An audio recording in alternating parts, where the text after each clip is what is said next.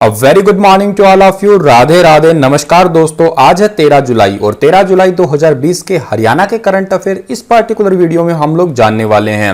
आशा करता हूं आप सभी बहुत अच्छे होंगे। मेरा नाम है सुनील, स्टार IQ एजुकेशन में आप सभी का स्वागत करता हूं। अगर आपको इस पर्टिकुलर वीडियो का PDF फाइल चाहिए या मेरे द्वारा पढ़ाए गए सभी लेक्चर का PDF फाइल चाहिए तो आप मेरे Telegram channel star IQ PDF को ज्वाइन कीजिएगा। स्टार IQ क्विज के नाम से एक टेलीग्राम ग्रुप भी है, आप उसे भी ज्वाइन कर सकते हैं। स्टार IQ एजुकेशन के नाम से फेसबुक पेज भी है और इसी नाम से इंस्टाग्राम भी है, आप उन्हें भी फॉलो कर सकते हैं।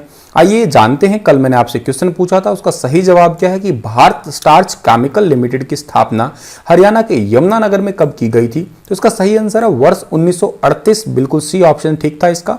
बहुत सारे बच्चों ने डिटेल से लिखा और बहुत अच्छी बात है कि आप आपस में भी एक दूसरे को अप्रिशिएट कर रहे हैं, मैं देख पा रहा हूं, ये भी बहुत अच्छी बात है। चलिएगा, इसी तरीके से लगे रहिएगा, पढ़ते रहिएगा, मेहनत करते रहिएगा। हाल ही में हरियाणा सरकार ने किस कक्षा के विद्यार्थियों को बिना शुल्क दाखिला देने का निर्णय लिया है। तो अभी हाल ही में 11वीं कक्षा के जो स्टूडेंट हैं उनको बिना पैसे ही फ्री में एडमिशन देने का निर्णय लिया है। सी ऑप्शन जो है इस क्वेश्चन का हमारा बिल्कुल ठीक रहेगा। अच्छा, 11वीं कक्षा में एडमिशन जो है वो ऑनलाइन होने वाला है और स्कूल के प्रिंसिपल के मोबाइल व्हाट्सएप के जरिए ही अपने डॉक्यूमेंट भेजने होंगे और कोई भी मतलब उनको पैसा नहीं देना होगा और किसी भी स्ट्रीम में एडमिशन लेना चाह सकते हैं। मतलब जैसे 10वीं के अभी रिजल्ट आया है तो 11th के अंदर मान लेते हैं कि वो आपका BCom वाली साइड, आई मीन टू से कि वो कॉमर्स साइड चुनना चाहता है या वो साइंस साइड चुनना चाहता है, वो किसी भी साइड को चूज कर सकता है। अच्छा जी, अगला क्वेश्चन हमारा है कि चंडीगढ़ में रहने वाले अभिनेता रंजन सहगल का हाल ही में 36 साल की उम्र में निधन हो गया है। वह किस बीमारी से पीड़ित थे। तो ये एक बीमारी है जिसका नाम है साइटिका। इस साइटिका बीमारी से पीड़ित थे। सी ऑप्शन सही है। यह है रंजन सहगल जिनका भी हाल ही में निधन हुआ है। बेसिकली साइटिका के अंदर क्या होता है कि नसों में होने वाला एक ऐसा दर्द होता है जो कि शुरुआत तो होता है कमर के निचले हिस्से तक और पैरों तक चला जाता है ये, और इस बीमारी की वजह से जो है इनका देहांत हो गया है। फिल्म जीरो व ऐश्वर्या राय के साथ में फिल्म सरबजीत में ये नजर आ चुके हैं। आलिया भट्ट के साथ में एक शॉर्ट फिल्म गोइंग होम ये कर चुके हैं। के अलावा सावधान इंडिया, क्राइम पेट्रोल, रिश्तों में बड़ी प्रथा, या कई सारे जो है वेब सीरीज, सीरियल्स वगैरह में भी इन्होंने जो है वो काम किया है। अगला हमारे क्वेश्चन है, हरियाणा के CM मनोहर लाल खट्टर ने हर कॉलेज में पढ़ने वाले विद्यार्थी को पास आउट होने से पहले कौन से डॉक्यूमेंट देने का निर्णय किया है।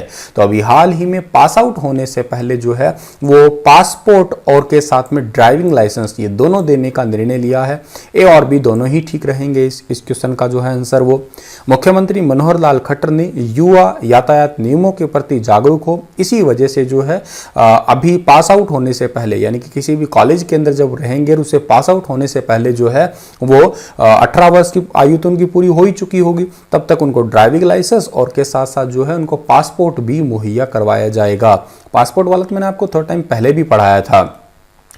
और अगला जो हमारा क्वेश्चन है कि कोरोना वायरस को हराने के लिए अब कितने राज्यों के सीनियर डॉक्टर्स ने व्हाट्सएप ग्रुप बनाने का निर्णय किया है। तो अभी हाल ही में हरियाणा समेत टोटल 3 राज्यों ने जो है एक सीनियर डॉक्टर्स का व्हाट्सएप ग्रुप बनाया है। अब सर व्हाट्सएप ग्रुप से होगा क्या।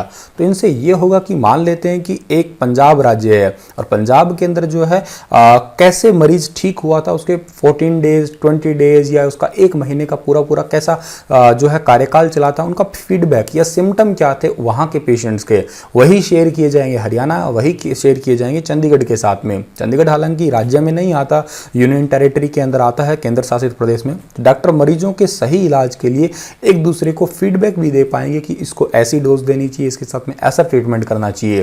तो व्हाट्सएप ग्रुप पे जो है पंजाब हरियाणा का स्वास्थ्य विभाग इसकी जो है वो जानकारी देने वाला है और इसमें चंडीगढ़ PGI के भी सरकारी या सीनियर डॉक्टर जो है वो शामिल होंगे।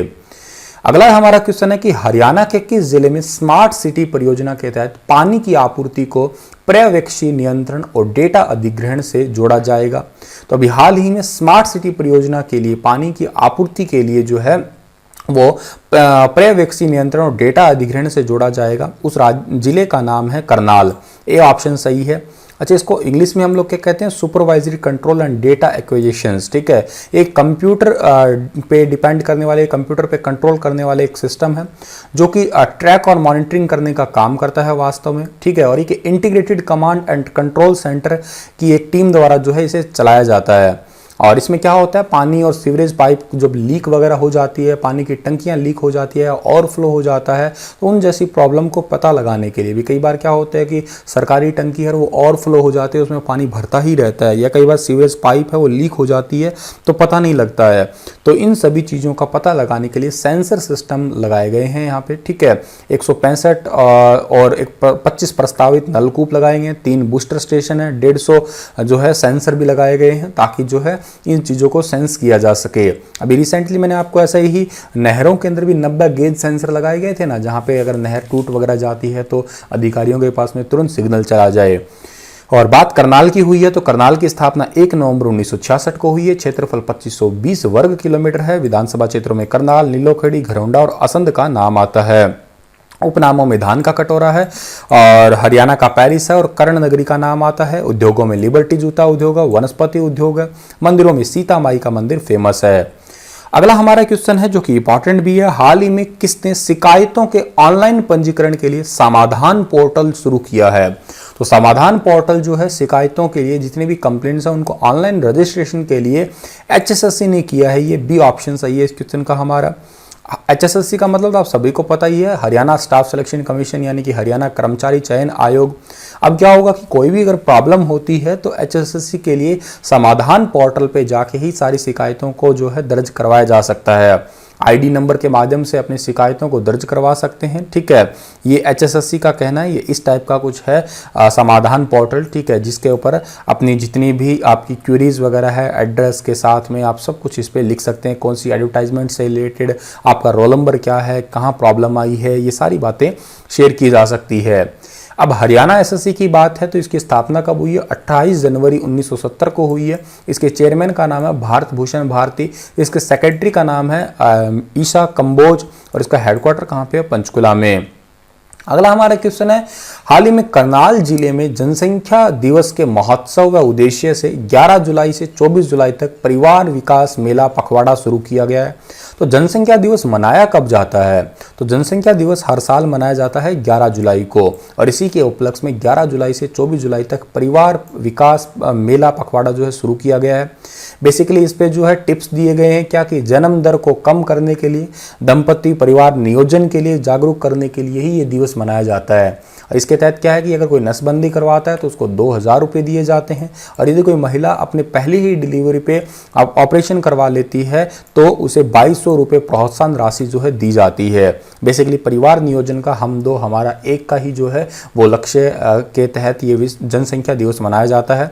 हर साल 11 जुलाई को विश्व जनसंख्या दिवस मनाया जाता है। अगला हमारा क्वेश्चन है कि हाल ही में हरियाणा के किस एयरबेस पर नए हैंगरों का निर्माण होगा? हैंगर क्या होते हैं? देखिएगा, हैंगर का मतलब ये नहीं कि जो हम लोग घर पे खुंटी वाली हैंगर है वो नहीं है। जहाँ पे जो हवाई जहाज है उनको रोका जाता है ना, उस जगह को हैंगर कहा जाता है। ठीक है, जैसे हमारी बसों के लिए बस स्टैंड होता है, तो नए हैंगरों का निर्माण होगा अंबाला के अंदर। सी ऑप्शन जो है इस क्वेश्चन का हमारा बिल्कुल ठीक है। 17 गोल्डन एरो के स्क्वाड्रन कमांडिंग ऑफिसर उड़ाएंगे इस विमान को, ये राफेल विमान है। ठीक है, अंबाला एयरफोर्स स्टेशन पर जो है इसी माह में राफेल लड़ाकू विमान दुश्मनों को थर्राने के लिए उड़ान भरने लगेंगे, और इसके पार्ट्स भी आने स्टार्ट हो चुके हैं। और अत्याधुनिक राफेल विमान की पहली खेप जो है 27 जुलाई को यहाँ पे पहुँच जाएगी। और राफेल के लिए नए हैंगरों का निर्माण हो रहा है, जबकि 2 हैंगर तो बनके तैयार भी हो चुके हैं। और पहले चरण में 6 राफेल जो है भारत आएंगे। इसमें से 3 अंबाला और 3 पूर्वोत्तर के हाशिमारा में जो है तैनात किए जाएंगे। 2022 तक जो है वो 36 राफेल भारत में आ जाने वाले हैं, जिसमें से 18 अंबाला एयरबेस में, जबकि बाकी 18 हाशिमारा में रखे जाएंगे। अच्छा, ये राफेल की खासियत क्या होती है? ये भार ढोने की इसकी क्षमता होती है 24,500 किलोग्राम। इसके अंदर फ्यूल कैपेसिटी होती है 3700 किलोग्राम, और इसकी जो स्पीड होती है 2200 से लेके 2500 किलोमीटर पर घंटा होती है। और इसकी जो अटैक की जो कैपेसिटी होती है वो 3700 किलोमीटर पर आवर की होती है। और 1.30 mm की गन में ये एक बार 125 राउंड गोलियां जो है इसकी निकल जाती है। 30 mm की तोप से 2500 राउंड गोले दागने की क्षमता है, 300 किलोमीटर की रेंज से हवा से जमीन पर हमला करने में सक्षम होती है ये, और 9.3 टन वजन के साथ में 1650 किलोमीटर तक उड़ान भरने की इसमें क्षमता है, और 14 हार्ड पॉइंट के जरिए भारी हथियार भी गिराने की इसकी क्षमता है। तो ये काफ़ी सारे आप समझ सकते होंगे कितनी अत्याधुनिक इसमें टेक्नोलॉजी लगाई है, इसमें रडार लगाया हुआ है, इसमें स्पेक्ट्रा और बहुत सारे टेक्निकल इंफ्रारेड सिस्टम वगैरह, ट्रैक सिस्टम, सब कुछ इसके अंदर टेक्नोलॉजी के AI सेंसर तक जो है इसके अंदर लगाए गए हैं।